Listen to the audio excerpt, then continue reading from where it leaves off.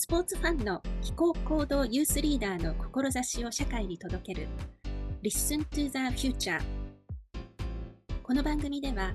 地球規模での気候変動に対する世界の動きの中で、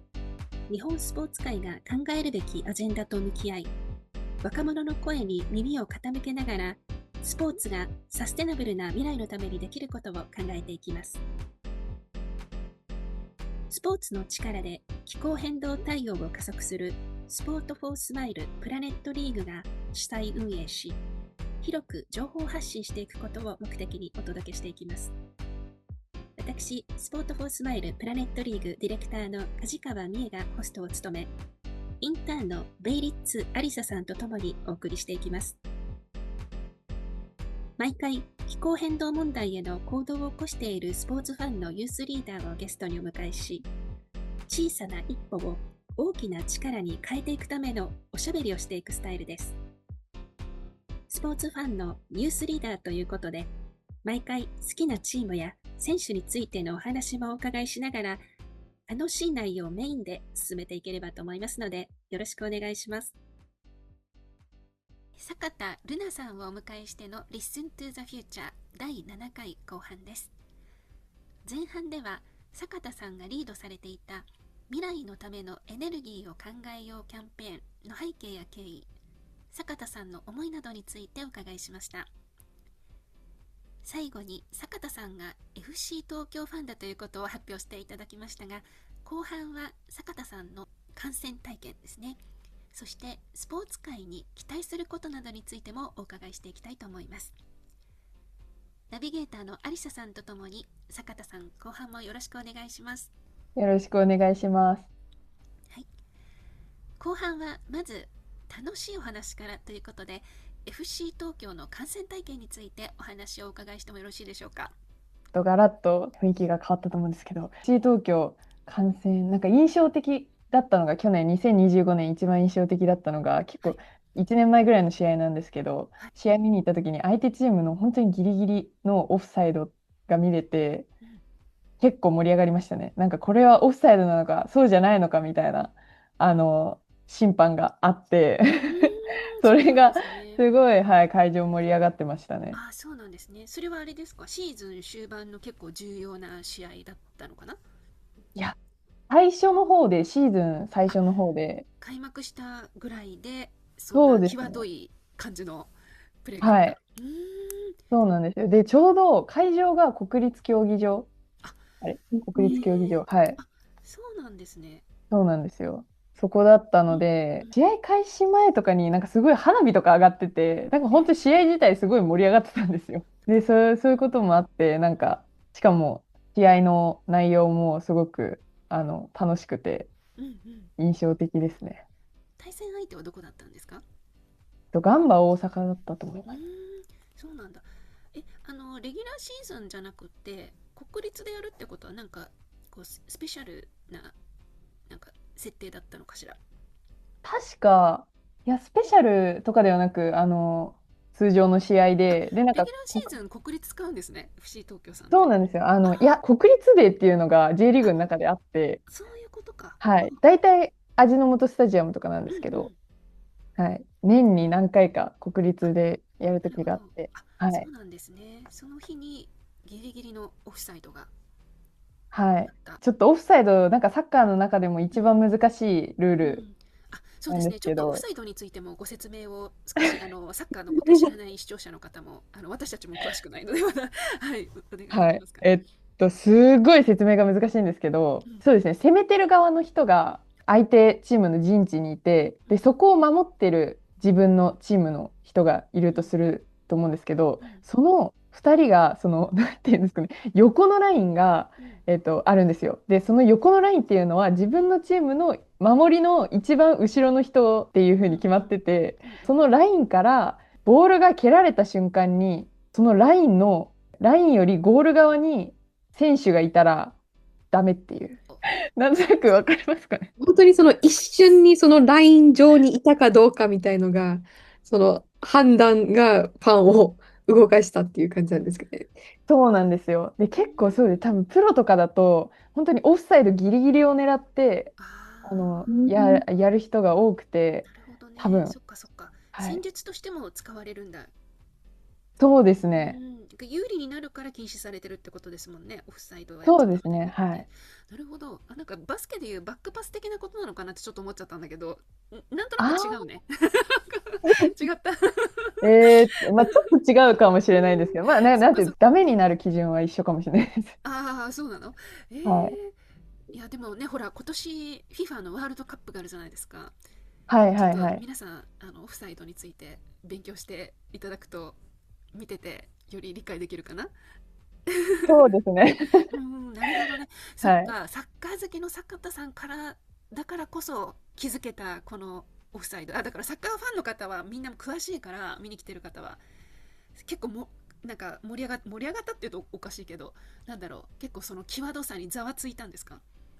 もう、確かちょっとうん、記憶が曖昧なんですけど、オフサイドじゃなかったら点数が入ってたんですよ。あうわガンバに。ああ、すごいはい。重要なところで、はい。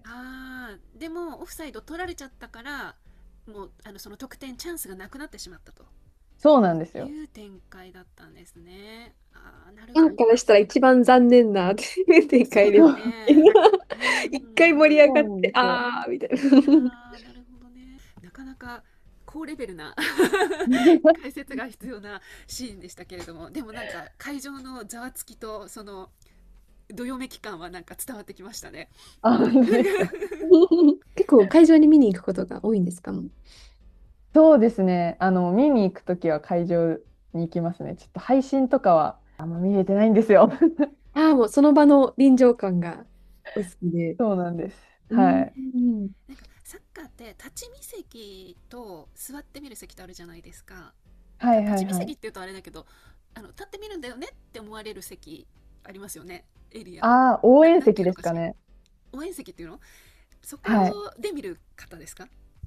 いや、ちょっと私、結構遠目で見るタイプで。ちょっと分析したいみたいな感じ。いや、ちょっと応援席の熱量あれすごいを見たいっよね。ていうのが、うん。はい、すごいんですよ。私もこの間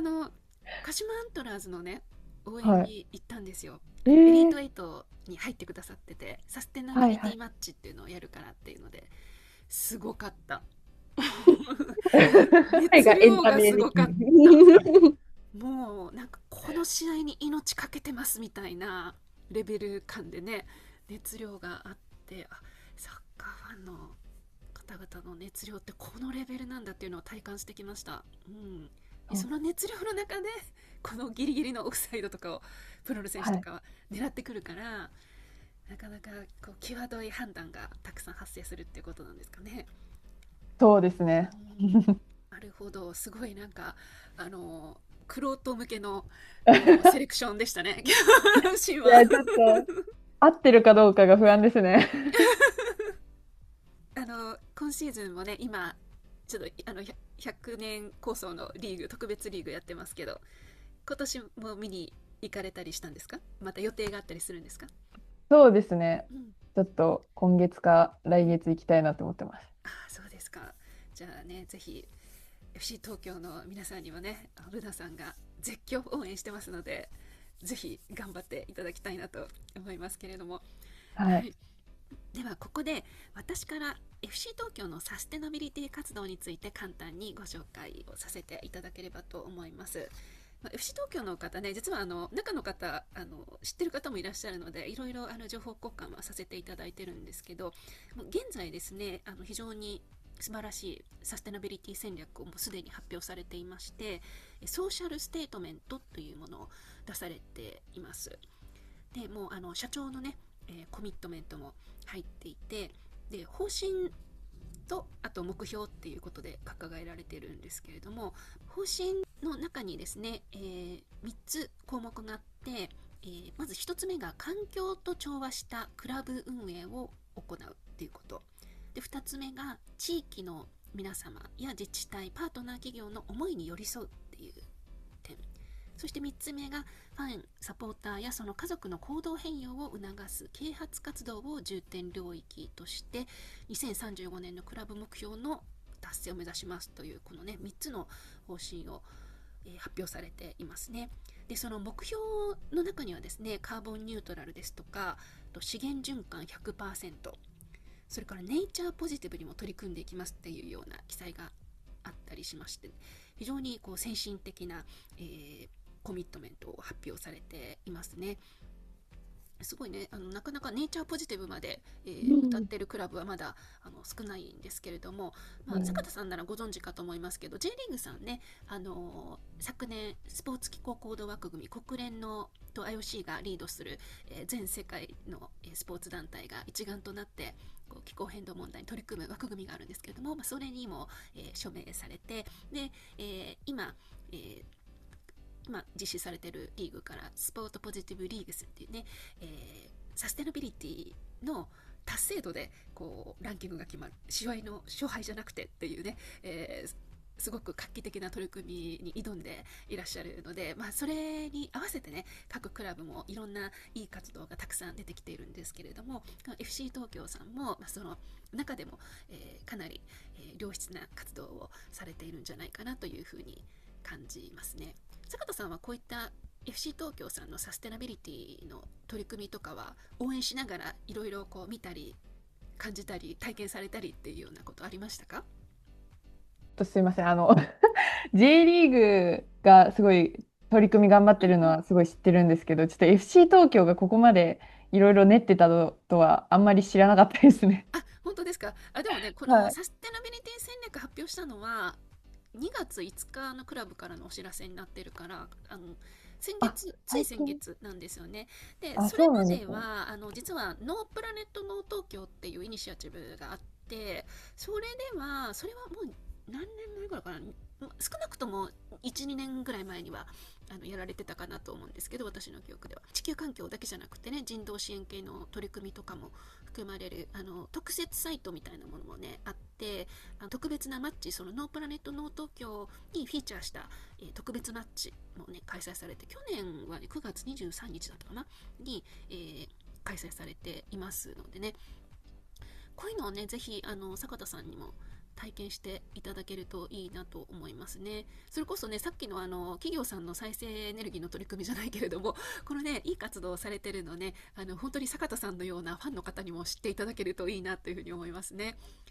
ぜひ今度、多分ウェブサイトはあるんだけれども、その試合に向けてのファンの方にちょっとリーチできないのかなっていうう感じですかね。ん。そこをもう少し頑張っていただけるとね、もっと坂田さんのようなファンの方もねエンゲージしていただけるんじゃないかなというふうに思います。ぜひね、公式サイトも後で共有しますので、見てみていろいろ参加できることもね、坂田さんご自身があるんじゃないかなと思うので、ぜひできるもの、ご都合よろしい時に参加してみてください。はい。気になりますね。なんか坂田さんだったらいろいろアイデアとかも出せたりリーダーシップを取って何かプロジェクトを作っちゃったりなんてこともできるんじゃないかなと思いますので、はい、期待しております。できたらやりたいですね。ぜひぜひ FC 東京さんご連絡お待ちしております。はい、ありがとうございます。有沙さんいかがでしたか？ FC 東京の活動は有沙さんはご存知でした？で私も FC 東京は何度か試合は見に行ったことはあったんそうなんだ。ですけど、このえー、新しい指針はまだ見えてなかったので、いつもグッドニュースだなと思いました。特にネイチャーポジティブは嬉しかったんですけど、そうですね、どういった取り組みをこれからされるのか、すごい注目していきたいなと思ってます。その柱の、3つの柱の一つに、やっぱりファンとさらにその家族の行動変容っていうことが含まれていたので、先ほど坂田さんもおっしゃっていたように、やっぱり FC 東京のファンはものすごい熱量でチームを推していると思うので、その熱量を気候アクションにもちょっと向けられたら、ものすごい力になると思うので、期待したいですね。うん、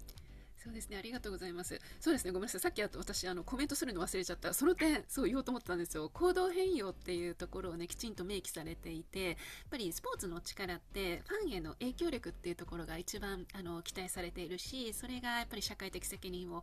発揮すべきところであるので、そこをねきちんと盛り込まれているっていうのはね、非常に素晴らしいなと思いましたね。はい、ぜひ坂田さんのご関心分野でもあるかと思いますのでね、今後のなんか連携プロジェクトを期待しております。はい、頑張ります。頑張って。じゃあ最後の質問をいきましょうか。アリサさんお願いします。はい。最後は坂田さんのスポーツ界のサステナビリティ活動の現状へのご意見と今後期待することについてお話しいただけますか？はい。そうですね。私自身もスポーツずっとやってきた人間なので、ですし、今はその観戦する側としてサッカーを好きだなっていうふうに思ってるので、なんかもう少しそうですね、今、先ほどあった FC 東京の、なんていうんですか、ポリシーを元に、なんかファンの人をもうちょっと巻き込んで、それこそ多分試合中はもう応援で精一杯だと思うので、なんかその試合がない期間であったりとか、その試合見た後とか前とかに気候変動に対してアクションできる、ファンの人たちがアクションできる取り組みとかが増えていったらいいなっていうのが思いますね。っていうのと、あとすごい具体的な話をするんですけど、去年と今年の J リーグのシーズンの、テーマソングをリトルグリーンモンスターっていうアーティストのグループがやってて、私中学生の頃からリトルグリーンモンスター本当にすんごい好きで、もう本当に私リトルグリーンモンスターのイントロクイズ絶対誰にも負けない自信があるんですけど、そんなすごい人なんだ、すごい。すごい聞き込んでるんですけど、J リーグの YouTube とかで気候変動の動画とかあるじゃないですか。あ、なんかそういうはいはい。シリーズ、はい、多分去年とかに出されてたと思うんですけど、ありますね。もうはい。ぜひリトグリも気候変動のうん。なんかシリーズで出してほしいって。入れてほしい。畑さんの声が J リーグさんに届くといいなと思います。そうね、この Listen to the Future のメインの目的は、その若者の声をね、スポーツ界のリーダーの皆さんに届けるっていうことなのでね、ぜひ、私の方で届けることは、ぜひご協力したいなと思います。はい。ぜひお願いします。すごいね、クライメートライブの賛同人でいらっしゃるんですね。そうですね、これも本当になんでかわからないんですけど、クライメートライブ2020年ぐらいが、2021年とかが1回目だったと思うんですけど、日はい。本で行われたの1回目で、その時の賛同人にリトルグリーンモンスター入ってて、うんうんうん。動画とかもリトグリがなんか賛同人になりましたみたいな感じの動画も撮ってて、あ、そうなんですここもね。本当に、はい、私はテンションが上がりました。あ、そうなんですね。はい。坂田さんがそのリトルグリーンモンスターさんのファンでいらっしゃるのは、そのクライメットライブの賛同人だからですか？もともと歌が好きなの？いや、もうもともと歌が好き歌もです。ももともと好きだともと。ったんだけど、はい。クライメットライブの賛同人にもなって、もうバンバン剤ってそう。感じですか？はい、もう本当に万々歳あ、です。そう、バンバン剤。あ、そうなんですね。じゃあちょっと推し活ということで、はい、私からもちょっと関係者の方にお話しさせていただきます。ありがとうございます。はい、ありがとうございます。有田さん、何かコメントありますか？そうですね。結構、やっぱりスポーツと音楽って似てるところがうんうんあるなと思って、うん両方、まあ、スポーツも音楽も、まあ、スターって呼ぶじゃないですか。やっうんうんぱりファンにとっては、もう私たちが好きな選手だったり、好きなアーティストが何かのために一生懸命頑張ったり、メッセージを発信していたら、まあ、ファンも心動かされると思うので、まあ、そこが、坂田さんがご提案されているように、掛け合わせされたら、さらに大きな力を持つものになるかなと思うので、それは期待したいですね。一つ、あと、リスナーの皆様のために、クライメートライブについて、簡単にもし坂田さんの方あ、からそうですね。すいません。はい、おお願願いしたらいいします。いかなあ、と思うんですけど、おク願い。ライメートライブ、そうですね。私、運営に関わってるとかでは全然ないんですけど、それこそ、クライメートライブも確か、なんかちょっと世界のどっかの高校生とかの若い人が発案したアイディアで、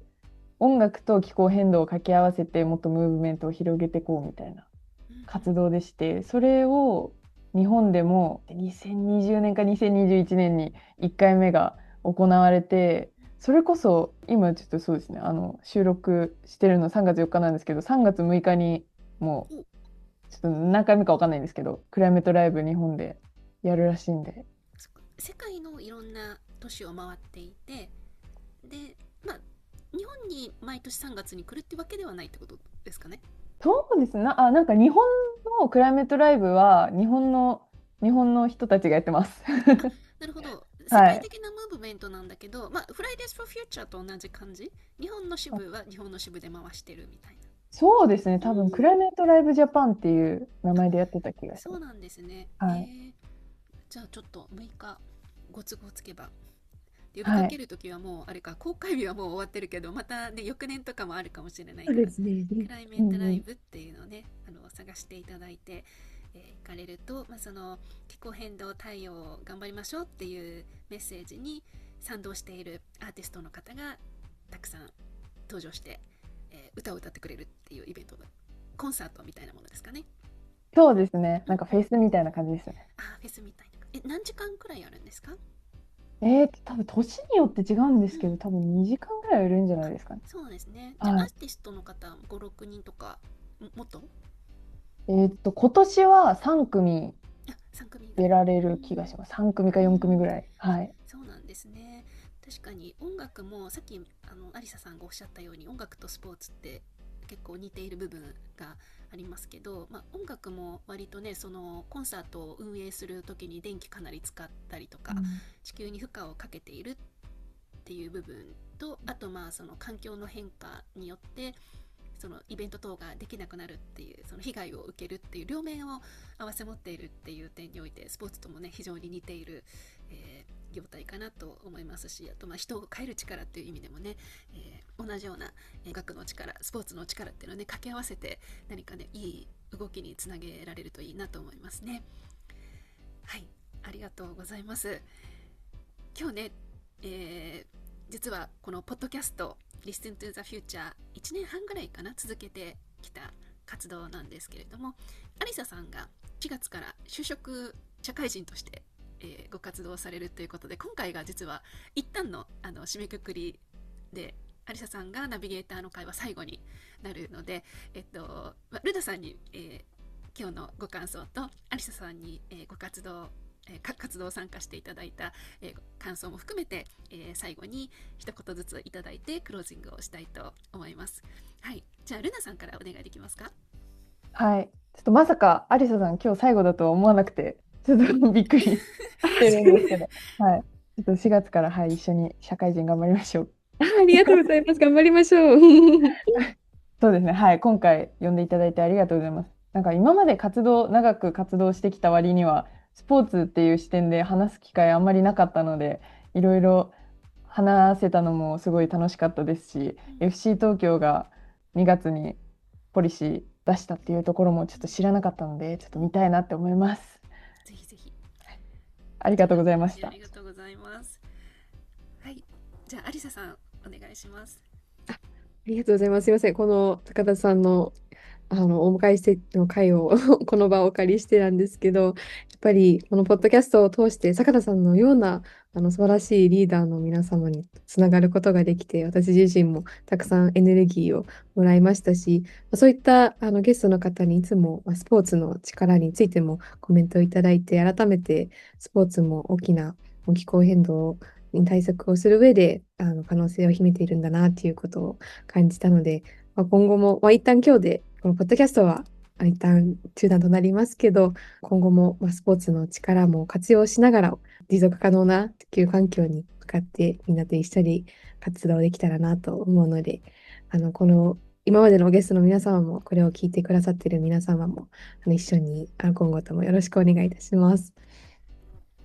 はい、ありがとうございます。本当にね、今日クロージングというのをね、ごめんなさいね、言ってなかったんですけど、ルナさんにごめんなさい、驚かせてしまって。はい、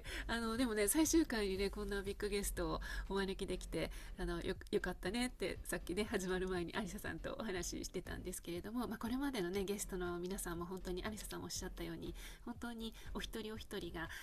気候変動問題、環境問題に向き合って自分ができることは何かっていうことね、今日のゲストの坂田さんのように考えて自ら行動されている、そのリーダーシップをとって行動されているスポーツファンの若者に限定して、ゲストとしてお迎えしてお話を伺ってきたこのシリーズです。ご視聴くださっている皆様には本当に感謝申し上げます。このね、アリサさんのねアイデアで始まって、じゃあこういうのやってみようかっていう風でね、ちょっとどんな風になるのかねわからない中、なんとなくって言うとあれですけど、ちょっとやってみようっていうね、感じで、始めましたけれども、すごくやっぱりその若者、現場で頑張ってる若者を応援したいっていう気持ちが私はすごくあって、そういう方々が、孤独ではないかもしれないけれども、やっぱりすごく大変な時ってあると思うので、そういう時にね、仲間がいることによってもう一歩だけ進んでみようって思えたらいいかなって、それぐらいで、少しのお力添えができたらいいかなっていう気持ちで、始めてもう1年半ぐらい、ね、続けることができて有意義な、機会だったかなというふうに思っています。1年半ナビゲーター務めてくださったアリサさんには本当に感謝しかありませんけれども、ご出演いただいた、今日の坂田さん含む過去のゲストの皆さんにも、改めまして、御礼申し上げます。また、ね、タイミングを見て再開できたらいいなっていうふうにはね話しているので、ぜひ出演したいわっていう方がいらっしゃったらね、またはそんな方、若者をご存知の方がいらっしゃったらぜひご連絡をいただけたらと思います。はい、それでは、ポッドキャスト今回は、ここまでとさせていただきます。ここまでご視聴いただきました皆様ありがとうございました。お相手はスポートフォースマイルプラネットリーグの梶川美恵とベイリツアリサでした。それではまた再会をお楽しみに。Listen to the future